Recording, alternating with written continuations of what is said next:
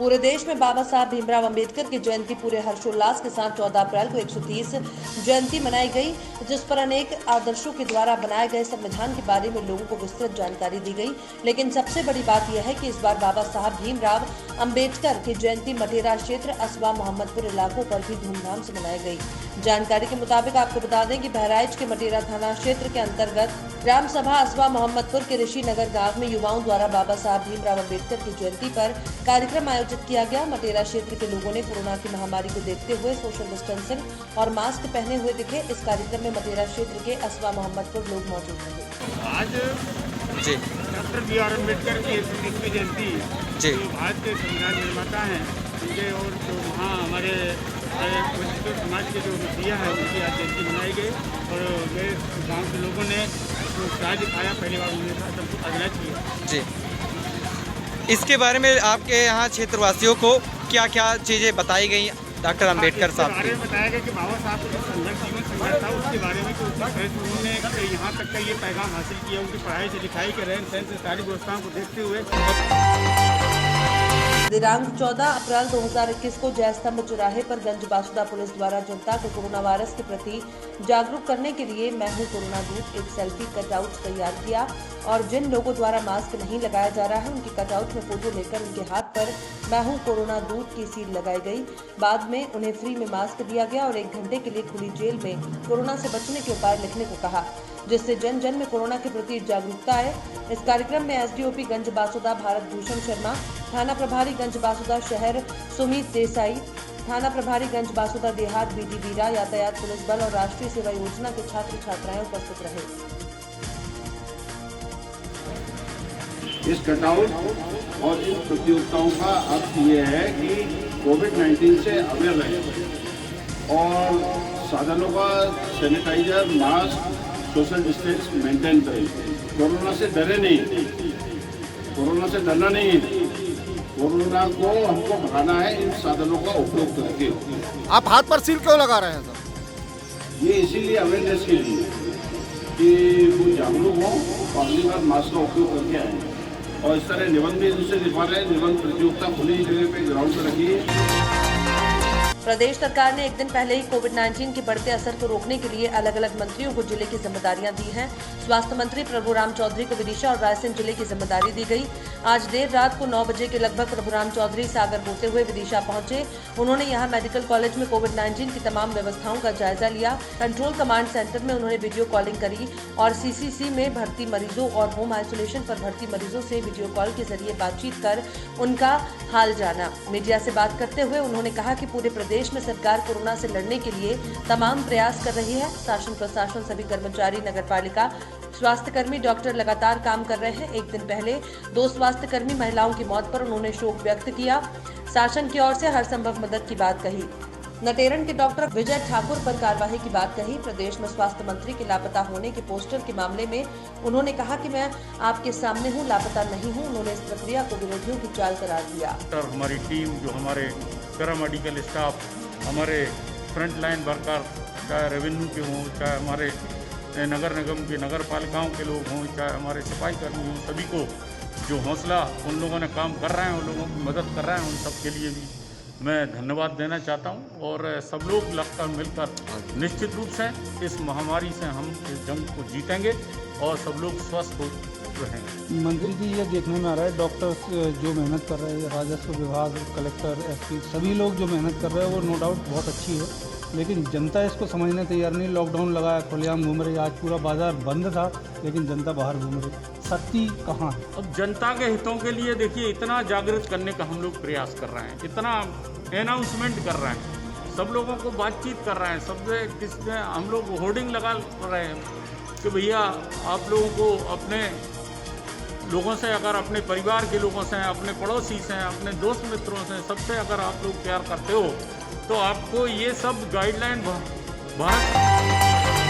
Bharatiya Janata party जिला आगरमालवा सुसनेर मंडल के निर्देशानुसार भीमराव अंबेडकर जी की 125वीं जयंती परगांव पायली में हरिजन बस्ती में भीमराव अंबेडकर जी की जयंती मनाई गई। कार्यक्रम में वक्ता के रूप में भाजपा युवा मोर्चा प्रदेश कार्य समिति सदस्य देवकरण मीणा पंडात जी ने कार्यकर्ताओं को संबोधित किया और कार्यक्रम में देवकरण मीणा पंडात जी ने सभी गणमान्य नागरिकों को मास्क का वितरण किया और कोरोना जैसी महामारी से बचने के उपाय बताए और 2 गज दूरी, मास्क है जरूरी, इस प्रकार की बातें सभी को समझाई।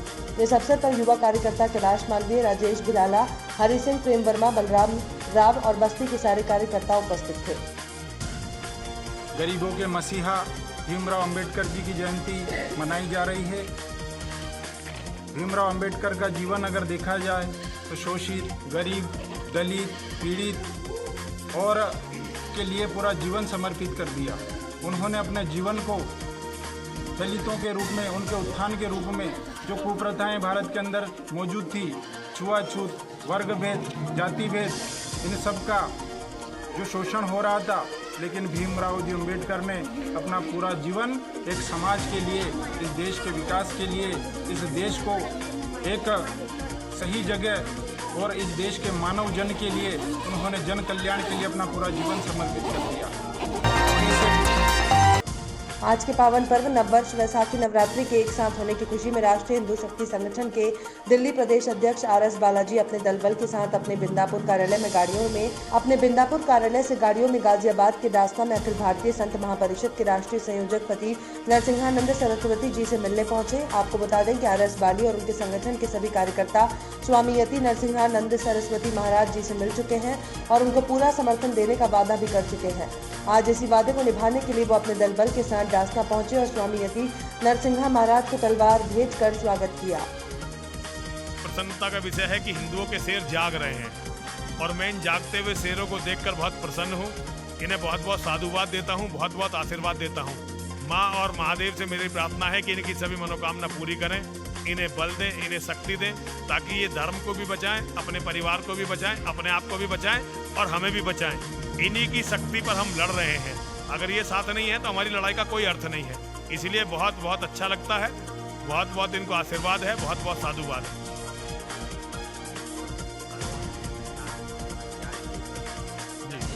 देखिए, ये महाकाली के सबसे पुराने मंदिरों में से एक है।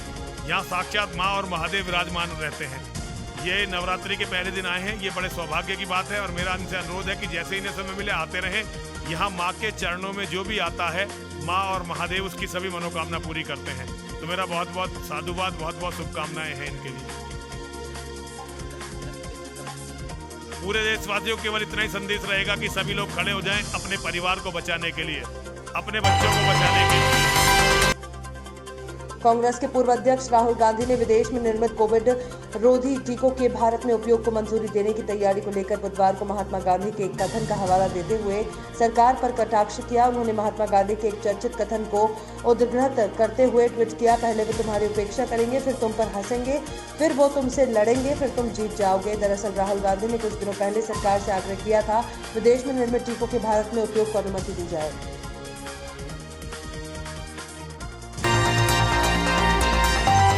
दिल्ली की तिहाड़ जेल से 3,400 से ज्यादा कैदी गायब हैं। कोरोना के दौरान 1,184 अलग अलग मामलों में दोषी कैदियों को इमरजेंसी पैरोल मिला था, जिनमें से 1,072 कैदियों ने सरेंडर किया, जबकि 112 कैदियों ने सरेंडर नहीं किया।